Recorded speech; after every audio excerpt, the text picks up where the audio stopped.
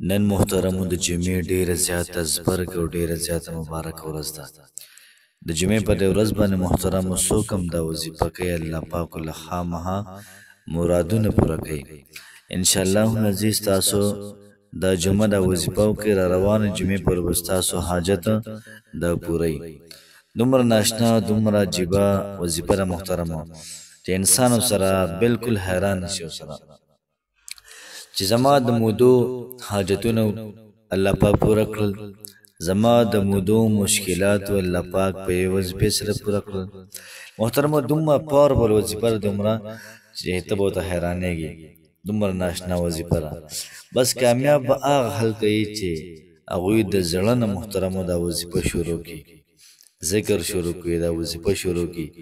انشاءالله العزیز الله پاک به ډېر زیات خیر محترم دا ورکړي. محترم مسلمانانو تاسو صرف یو پیرا دغه ذکر وکړئ، انشاءالله العزیز بیا تماشه کوئ چې الله پاک ستاسو روزګار ستاسو کار دا څنګه برابروي. که چېرته محترمو دا وظیفه وکړی شي د حاجت دپاره الله پاک بیا قبلوي، که چېرته وکړی شي د مشکل دپاره الله پاک به دا مشکل ختموي، که چېرته وکړی شي د کار روزګار دپاره کاروبار دپاره الله پاک بوله بهترین کاروبار ورکړي. که چېرته څوک شروع کړي د رشتې دپاره انشاءالله العزیز الله پاک بوله بهترین ځای کې او بهترین رشته ورکړي. بسم الله الرحمن الرحیم. شروع کوم د ډېر زیات بخښونکي او د ډېر زیات مهربان رب په نوم باندې. زه ګواهي ورکوم د دې خبرې چې د الله پاک نه علاوه د عبادت لایق بل څوک نشته. نبی کریم صلی الله علیه و آله وسلم د الله پاک بنده او د الله پاک رسول دی. نن چې محترمو زمونږ کومه وظیفه ده د جمعې د ورځې ډېره زیاته سپیشل او ډېره زیاته عظیم شانه وظیفه ده.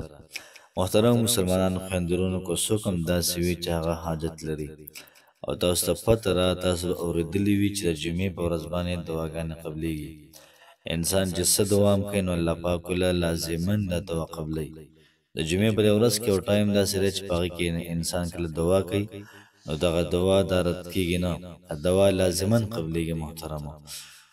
نو دعا وکړئ چې الله پاکه څومره کسان داسې دي هغوی بېروزګاره دي، هغوی له روزګار ورکړي. الله پاکه څومره کسان داسې دي چې د هغوی حاجتونه دي او دا پوره کېږي نه، ناممکن حاجتونه دي. الله پاک هغوی له تمام حاجتونه په ښه طریقې سره پوره کړه. څومره خلک داسې دي چې هغوی مشکلات دي، دعا ته کوي الله پاک د ټولو خلکو مشکلات دا ختم کړي.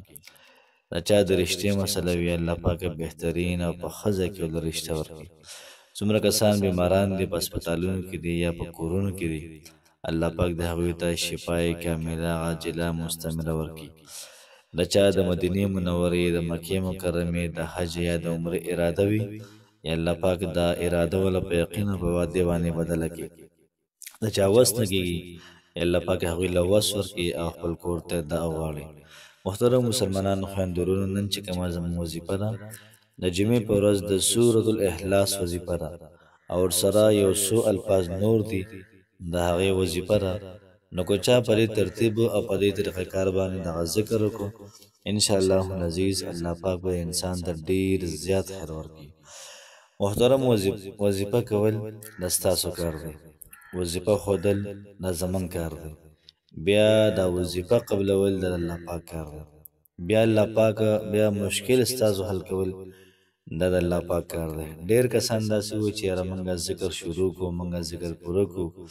یو پیره دو پیره درې پیره څلور پیره موږ پوره کړو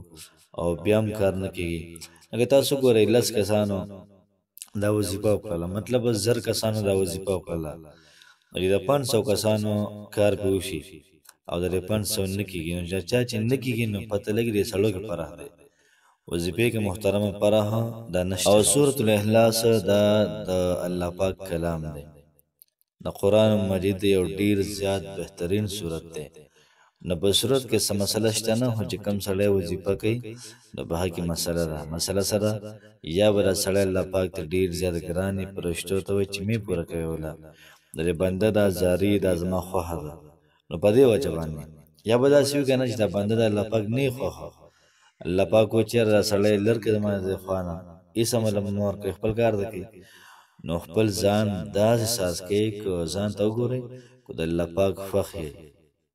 نیکمل انسان یې د الله پاک خوښ یې نو بیا نور هم دعاګانې کوه ستا زاري ستا آه فریاد دا د الله پاک خوښ دی او دغه رنګې که چېرته ګناهونه درنه کېږي نو بیا په ګناهونو باندې استغفار وکړه توبه وباسه انشاءالله العزیز د هغې نه بعد به الله پاک ستاسو دعا ستاسو وظیفه لازما قبلوي نن چې محترمو زمونږ کوم وظیفه ده د سورة الاخلاص ډېره زیاته بهترین وظیفه ده د هغې ترتیب او د هغې طریقهکار داسې دی چې کله د جمعې ورځ شي د جمعې په ورځ کې چې هر ټایم دې ته وظیفه کې ادا کولی شي نو ته به درود ابراهیمي 11 پیرې وې کوم چې د مانځه درود شریف دی دا به 11 پیرې وې 11 پیرې دې ویلي بیا به د هغې نه بعد 100 پیرې سورة الاخلاص وي او چې کله ته شروع کې او 100 پیرې وې په لومړي ځل چې کله شروع کړې نو بسم الله الرحمن الرحیم به خامخا وې بسم الله الرحمن الرحیم به خامخا وې بیا ورپسې چې وې په دویم ځل په درېیم ځل بیا که بسم الله نم وې نو خیا وې نو 100 پیرې به سورة الاخلاص دا برابر کړي پورا دیکھو بیا به د هغې نه بعد وي یا حی یا قیوم برحمتک استغیث